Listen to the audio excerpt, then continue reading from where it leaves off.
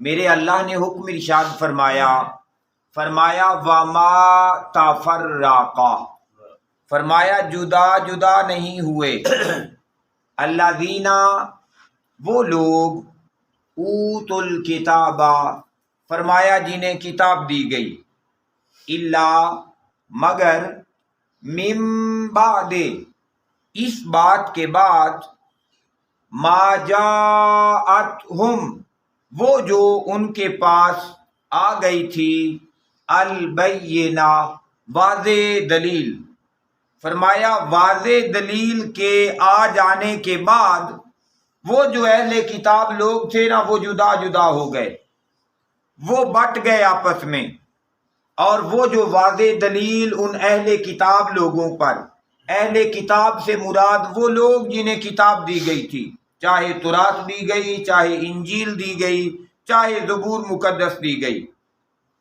تو فرمایا واضح دلیل کے آ جانے کے بعد یہ اہل کتاب جو ہیں یہ آپس میں بٹ گئے، اور وہ واضح دلیل جیسے پیچھے ذکر ہوا، رسول من اللہ، رسول وہ جو اللہ کے دربار کی طرف سے آنے والا تھا، وہ واضح دلیل ذات محمد مصطفیٰ صلی اللہ علیہ وآلہ وسلم تھی، جو اس وقت مکہ میں موجود یہود لوگ بالخصوص تھے، اور جو باقی آسمانی کتابوں کو ماننے والے، جب حضور صلی اللہ علیہ وآلہ وسلم کی جلوہ گری ہو گئی، آقا علیہ الصلوۃ والسلام قبیلہ قریش کے اندر تشریف لے آئے،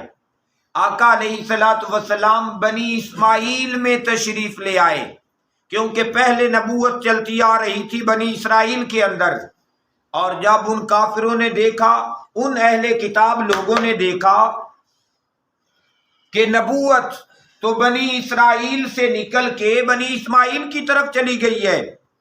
تو صرف ایک حسد کی بنا پر انہوں نے نبی آخر الزمان حضرت محمد مصطفیٰ صلی اللہ علیہ وآلہ وسلم کو ماننے سے انکار کر دیا۔ کچھ لوگ ماننے کی طرف آ گئے اور کچھ نہ ماننے کی طرف چلے گئے، اور وہ جو نہ ماننے کی طرف گئے اس کا سبب بھی اس مقام پہ میرے اللہ نے یہی ارشاد فرمایا کہ وہ جو واضح دلیل ان کے پاس آئی تھی نا اسے قبول نہیں کیا، منکر ہو گئے، تو فرمایا وہ تفرقے میں پڑ گئے۔ پھر ارشاد فرمایا میرے اللہ نے وما امروا، انہیں حکم نہیں دیا گیا تھا، الا مگر یہی،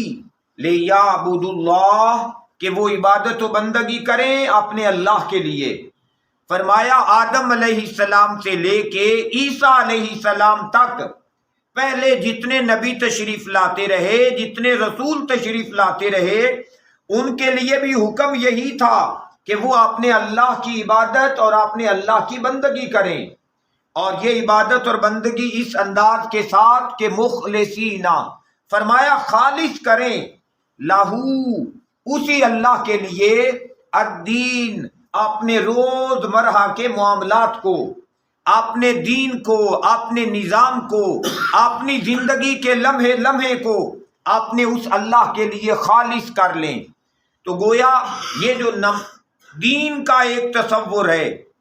دین کا تصور بندے کی پوری زندگی کے اوپر احاطہ کیے ہوتا ہے۔ گویا حکم یہ ہے کہ زندگی کا لمحہ لمحہ اللہ کی عبادت اور اللہ کی بندگی کے اندر بسر کیا جائے۔ یہ قابل قبول نہیں ہے کہ بندہ 5 وقت کی نماز بھی پڑھے اور اس کے ساتھ سود بھی لے۔ یہ قابل قبول نہیں ہے کہ بندہ زکوٰۃ بھی ادا کرے اور زکوٰۃ ادا کرنے کے ساتھ ساتھ رشوت بھی لیتا رہے۔ یہ قابل قبول نہیں ہے کہ بندہ سجدے کے اندر سر بھی جھکائے اور سجدے کے اندر اللہ کو سر جھکانے کے ساتھ ساتھ کچھ غیر بھی ہوں جن کے سامنے جبین نیاز جھکا لیتا ہو۔ نہیں، فرمایا اللہ تعالیٰ تو ایسی عبادت، ایسی بندگی مانگتا ہے جو خالصتاً اللہ ہی کے لیے ہو، سجدہ ہو تو صرف اللہ کے لیے، عبادت و ریاضت ہو تو صرف اللہ کے لیے، پھر نماز ہو، پھر روزہ ہو، پھر حج ہو، پھر زکوٰۃ ہو، یہ اپنی جگہ پہ موجود ہوں، لیکن جن باتوں سے اللہ نے منع کیا ہے ان کے قریب بھی زندگی میں کسی صورت نہ جائے۔ اپنی زندگی کے پورے نظام کو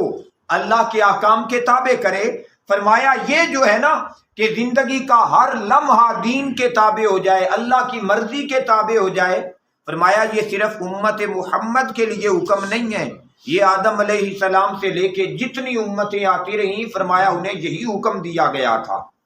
یہ بات فرما کے پھر ارشاد فرمایا میرے اللہ نے حنفاء، یکسو ہو کر، ایک طرف توجہ اور دھیان لگا کے اپنے اللہ کی طرف اپنے دین کو خالص کر لیں۔ پھر ارشاد فرمایا وَيُقِيمُ الصَّلَاةَ، اور انہیں یہ حکم دیا گیا تھا کہ نماز قائم کریں۔ اب دیکھیں دین کی بات پیچھے ہو چکی ہے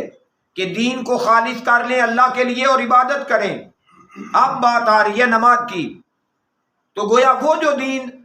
جس کے بارے میں حکم دیا جا رہا ہے کہ اسے خالص کریں اللہ کے لیے، وہ پھر کون؟ نماز تو اب آ رہی ہے بھائی، ہم تو نماز ہی کو عبادت سمجھتے ہیں، ہم تو نماز ہی کو بندگی سمجھتے ہیں۔ گویا میرا اللہ ارشاد فرما رہا ہے کہ یہ نماز تو عبادت اور بندگی کی ایک پورشن ہے عبادت کا۔ ساری کی ساری عبادت یہ ہے کہ بندہ زندگی کا لمحہ لمحہ اس کی مرضی کے مطابق گزارے۔ دیکھیں سود خور کے بارے میں اللہ کے نبی صلی اللہ علیہ وآلہ وسلم نے فرمایا نہیں کہ یہ اللہ کے ساتھ اعلان جنگ ہے۔ رشوت لینے کے بارے میں اللہ کے نبی نے ارشاد نہیں فرمایا کہ رشوت لینے والا دینے والا دونوں جہنم کی طرف گئے۔ ماں باپ کے نافرمان کے بارے میں حضور نے فرمایا نہیں کہ دنیا میں رسوائی ہے اور آخرت میں ذلت ہے اس کے لیے۔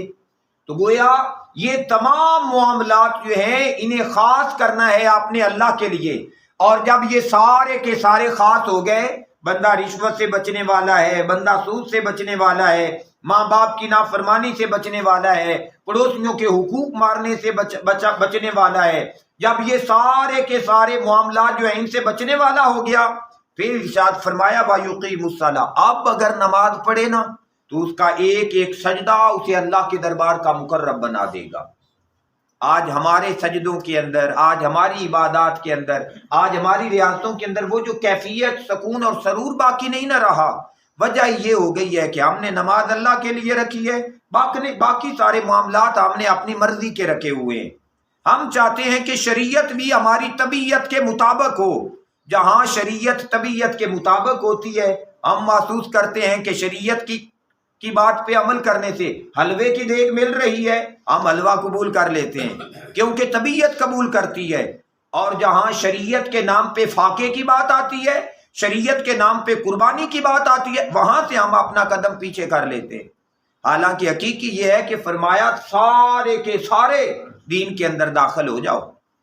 تو فرمایا اب نماز قائم کرو تو تمہاری نماز تمہیں اللہ کا قرب عطا کر دے گی۔ پھر ارشاد فرمایا وَيُؤْتُوا الزَّكَاةَ، اور پھر اسی کے نام پہ زکوٰۃ ادا کریں، کیونکہ جب حلال کمایا ہوگا، جائز کمایا ہوگا، محنت اور مزدوری سے کمایا ہوگا، تو فرمایا پھر وہ تمہاری دی ہوئی زکوٰۃ تمہیں دنیا کے اندر سرخرو کر دے گی اور آخرت کی کامیابیاں تمہارا مقدر کر دے گی۔ یہ اس دین کو خالص کرنے کے بعد الگ سے حکم دیا، اور یہ حکم دے کے پھر ارشاد فرمایا وَذَالِكَ، فرمایا یہی تو ہے دین القیم، فرمایا وہ